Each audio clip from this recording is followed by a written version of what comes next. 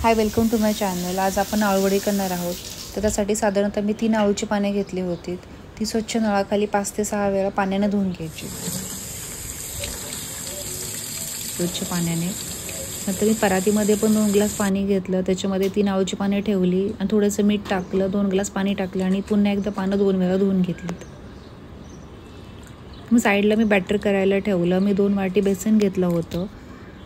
तर बेसनमध्ये लसूण अद्रकची पेस्ट टाकायची, हळद टाकायचं 1 चमचाभर, जिरा पावडर टाकलेली 1 चमचाभर, 1 चमचा धना पावडर टाकलेले, लाल तिखट टाकायचं, ओवा टाकायचा क्रश करून। लाल तिखट मी 1.5 चमचा टाकलं होतं, तुम्ही तुमच्या तिखटीनुसार कमीनुसार करू शकता। आणि पांढरं तीळ टाकायचं 1 चमचा, मीठ टाकायचं 1 चमचा, थोडंसं पाणी ॲड करायचं आणि गूळ टाकायचा 1.5 चमचा वगैरे, 1.5 चमचा गूळ टाकायचा आणि थोडंसं पाणी टाकायचं। पाणी टाकल्यानंतर तुम्ही बघू शकता असं घट्टसर असं मिश्रण करून घ्यायचं, जास्त पातळ पण नाही करायचं आणि जास्त घट्ट नाही। तर हे जे मिश्रण आहे ते व्यवस्थित आहे। आता आळूची पानं आपण पलटी ठेवले, त्याचं देठ काढून घ्यायचं आणि शिरासुद्धा काढून घ्यायची। आपण तिन्ही पानाचं तसंच करणार आहोत, त्याचे देठ पण काढून घेतलं आणि शिरा पण काढून घेतला। नंतर पोळपट घ्यायचं, पोळपटा पान पलटी करून टाकायचं आणि एकदा ते लाटण्याने फिरून घ्यायचं, वरून खालीपर्यंत पानावरती लाटणं फिरून घ्यायचं। तिन्ही पानावरती करून घ्यायचं। मी तिन्ही पानांना ते करून घेतलं लाटण्याने, त्याचा शिरा पण व्यवस्थित झाला। आणि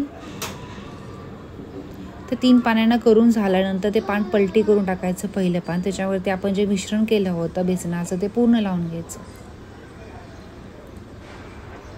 पानाला पूर्ण व्यवस्थित लागलं पाहिजे, तुम्ही बघू शकता मिश्रण पूर्ण लागलेलं आहे पानाला।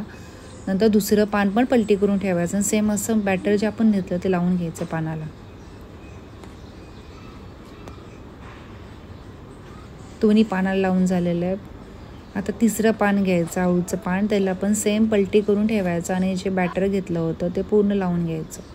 पातेल्यामध्ये जे राहिलेलं आहे मिश्रण ते सुद्धा व्यवस्थित पुसून घ्यायचं पानाला आणि त्याच्यानंतर आळूवडीचा रोल करून घ्यायचा। रोल करताना तो व्यवस्थित झाला पाहिजे।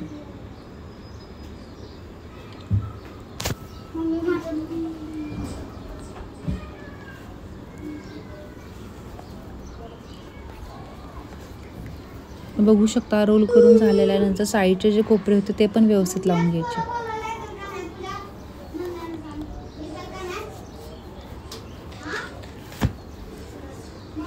बघा मी साईडचे कोपरे पण व्यवस्थित लावून घेतले। नंतर पातेल्यामध्ये 2 ग्लास पाणी घ्यायचं, ते व्यवस्थित गरम झाले की एक आपली चाळणी घ्यायची, त्याला चमचा टाकायचं तेल आणि आळूवडी आपली ठेवून द्यायची आणि 15 ते 20 मिनटं आळूवडी व्यवस्थित ठेवायची।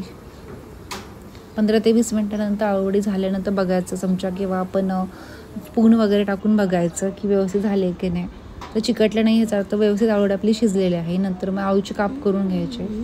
बघू शकता माझ्या 3 आळू पानांच्या ते साधारणतः 15 ते 16 आळूवड्या झालेल्या आहेत।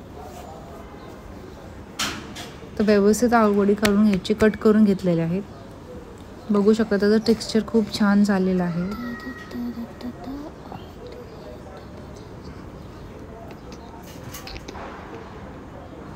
बघा साधारणतः 15 ते 16च्या जास्तच आहेत आळूवडी।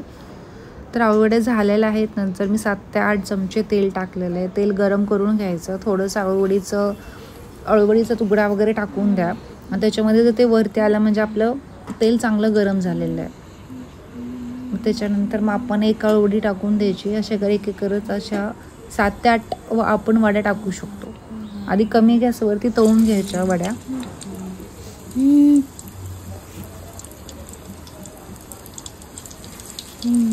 मी एक करत अशा 7 ते 8 ते 9 आळूवड्या टाकलेल्या आहेत। कमी गॅसवर आधी ठेवला, ते तळून घेतला। त्याच्यानंतर मोठा गॅस करून आपण 2 ते 3 मिनटं पुन्हा एकदा परतून घ्यायच्या।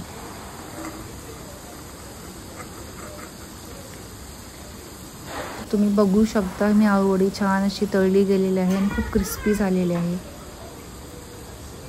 अशा मी सगळ्या आळूवड्या छानपैकी तळून घेतला। नंतर झाऱ्यामध्ये व्यवस्थित तेल नितळून काढायचं। आपल्या झाऱ्या आळूवड्या तयार। खूप छान क्रिस्पी, खुसखुशीत आणि आंबट गोड अशी चवीची आपली आळूवडी तयार झालेली आहे। जर तुम्हाला रेसिपी आवडली असेल तर प्लीज लाईक, शेअर आणि सबस्क्राईब